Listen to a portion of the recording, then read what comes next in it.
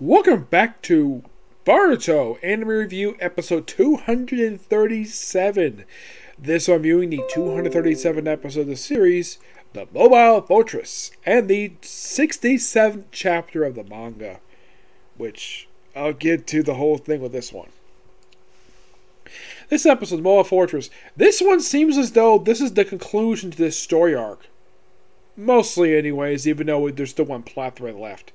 So, with this one, we discovered this particular weapon that's there, and of course, we actually have Kagura making two calls. First, of course, to Sadara, says basically informing the events of last episode, where they basically freed everybody, and then he gets a contact from Boruto. Yes, Boruto had basically knocked out people in the communication. I would have thought that this would have been shown off screen. Apparently, this brief skirmish was handled off screen. Like, okay, whatever. Use my imagination. So he informs Kagura about the scientific ninja's tool. What this device is not told until later what the heck this thing is, because they explain it's like a big gun. So basically do it themselves. So Kagura has come an interesting plan. Remember from the Futo, use the boat as a distraction, basically destroying the boat they pretty much got at the second episode of this arc. Yep. So they go to the room where, of course, the canon is basically Boruto, Kawanaki, and Butan. Butan is the daughter of Raiga, one of the seven swordsmen. So they go in, and they're about to go, and all of a sudden the explosion happens with the boat, and they go in. No problem. All they do is take out like two bad guys, and that's it. I'm like, really? I would have thought, though, they would have scanned this room a little more thoroughly than just take out two bad guys. But no. Then, of course, they're confronted by the leader of this fortress, Tomata, who was just introduced, I believe, it just last episode they just introduced him. Yes, I believe it just the very last episode they just introduced this guy. And he's the second son of their chief.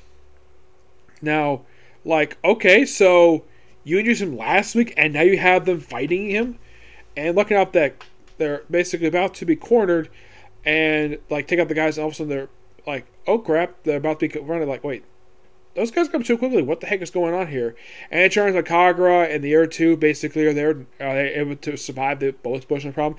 It's later shown that the captain of the boat, he survived on a raft. Yes, on a raft. It's not revealed until pretty much the end of the episode for that one. So then you have the needle girl. I don't remember her name. The one who looks like a mushroom.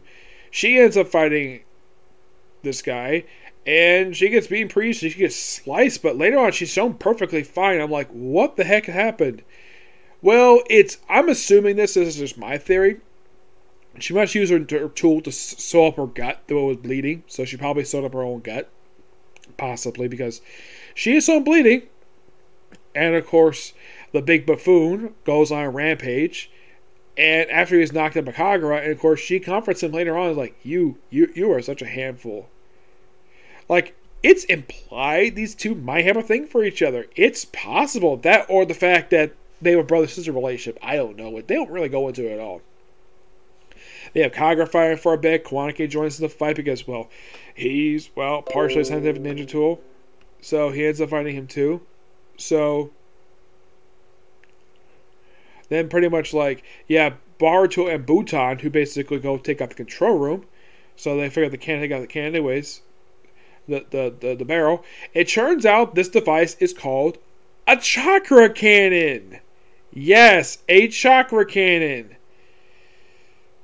When I think of the chakra cannon, I think of the device the Hidden Cloud Village used in the movie The Last, where it was fired by Killer Bee, and it was powered by 100 ninja donating their chakra to this particular cannon, which apparently the Hidden Cloud Village had, and somehow the pirates got their hands on their own chakra cannon, even though there's not. It looks like a regular energy cannon.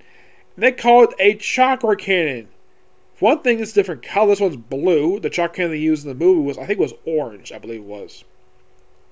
They try firing the ship that Sadara is on, and it misses because they turned the boat. They try to do it again. So Boruto comes with an interesting idea. Use a crane.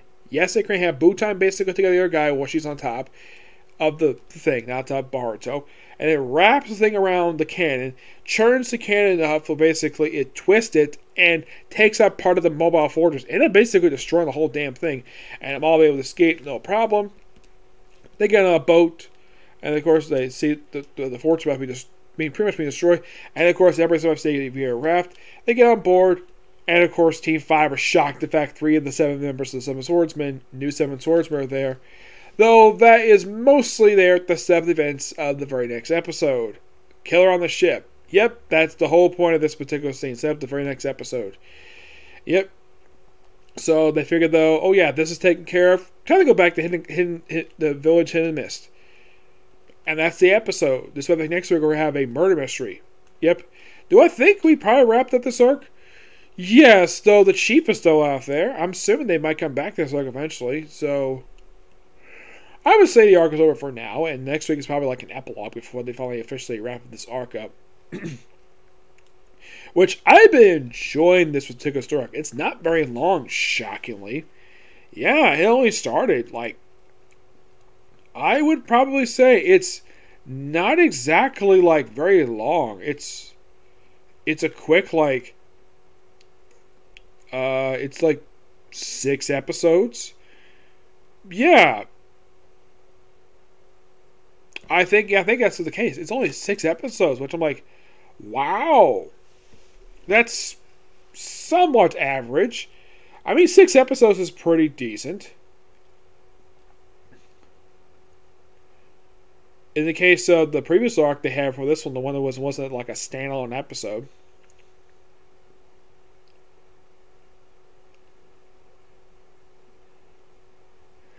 Yeah, basically you had like a 3-part and then standalone, then this one.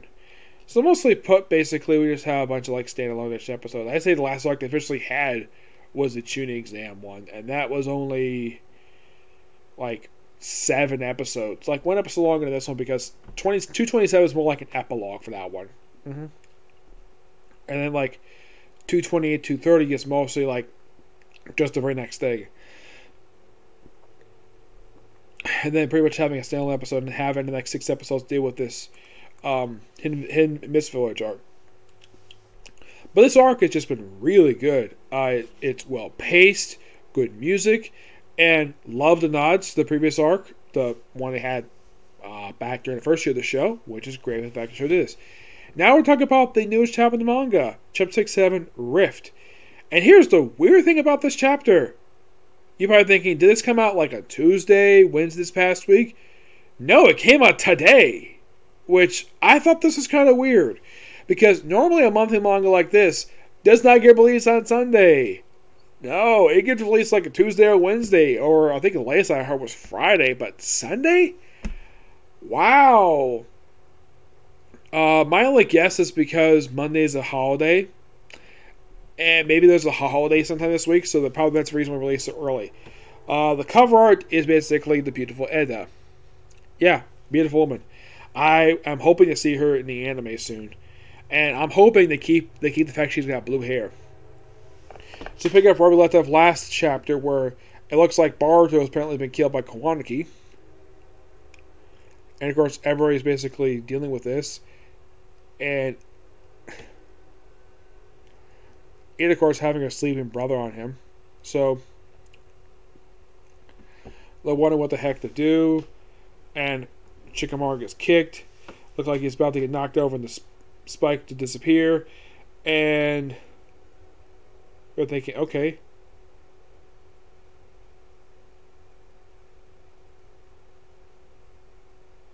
So apparently the claw marks have been shrunk by Kawanaki, who's basically activated his karma. So they brawl for several pages. And of course, Naruto's still dealing with the apparent death of his own son. And this still goes on. Of course, Shikamaru basically reminds he's the Hokage. This out of a loss. Fight. And look like Kawanaki's been blown away. And it turns out the reason why that is because apparently Code has summoned Ida's brother. Pulled it right through her arm.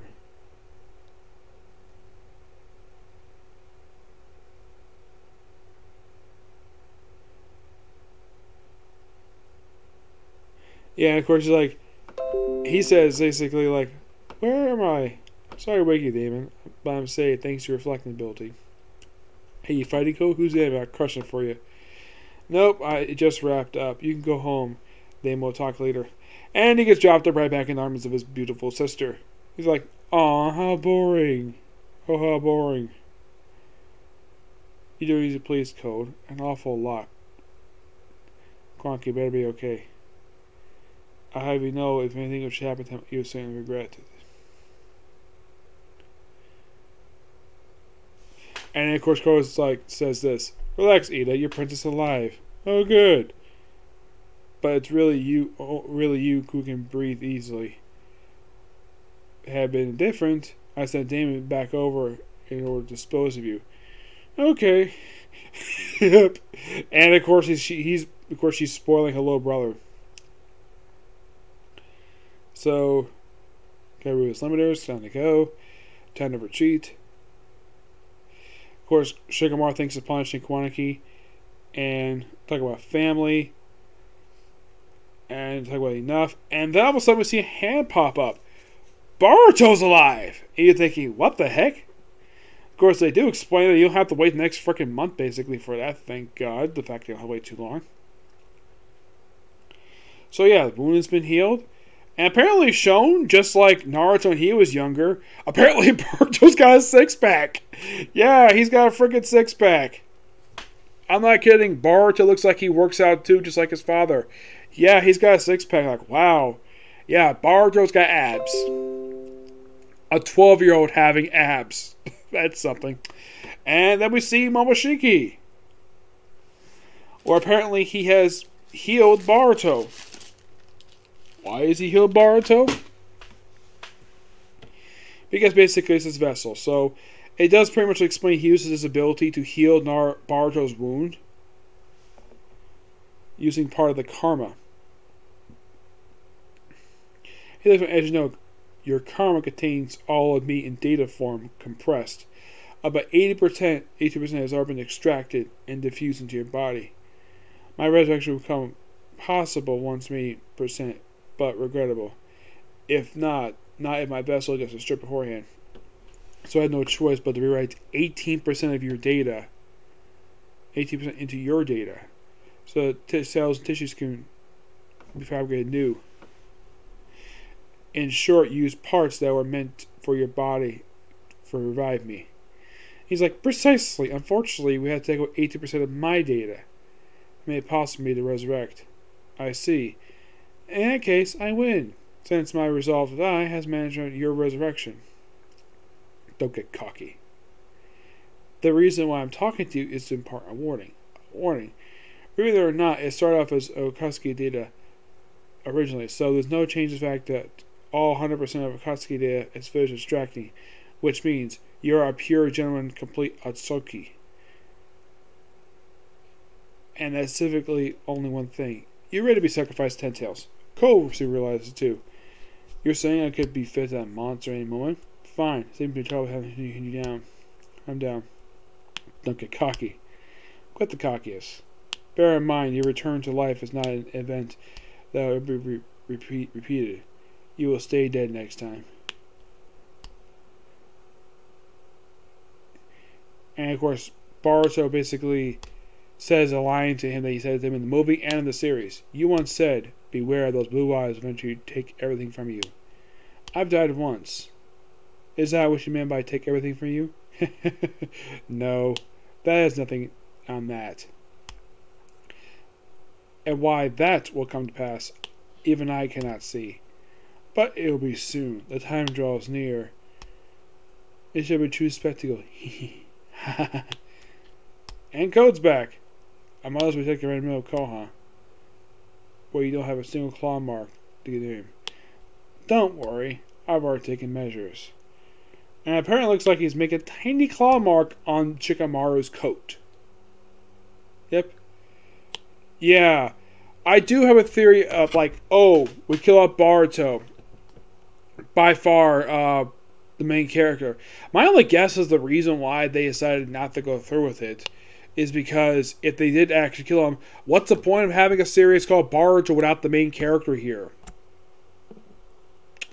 True enough, that's probably the reason why. And probably also Kishimoto, who was teasing his death, basically is reviving just for the next chapter, leads on the way too long. But it was an interesting cliffhanger, and it seems as though we're not done with this arc yet. I'd say we're done with the code fight for now. But we have to wait next month exactly to see what happens next. Though we have to wait 30 days for the next chapter. Oh no, it's more like 26 days. Yep. Which is, I think, just a little over a month. Actually, it was almost like a month from now. So I'd say it could be like the... I'd say probably the 18th of next month is probably when the next chapter gets released. Yes. But hopefully next time it does not get released on Sunday this time. Yeah, I highly doubt that.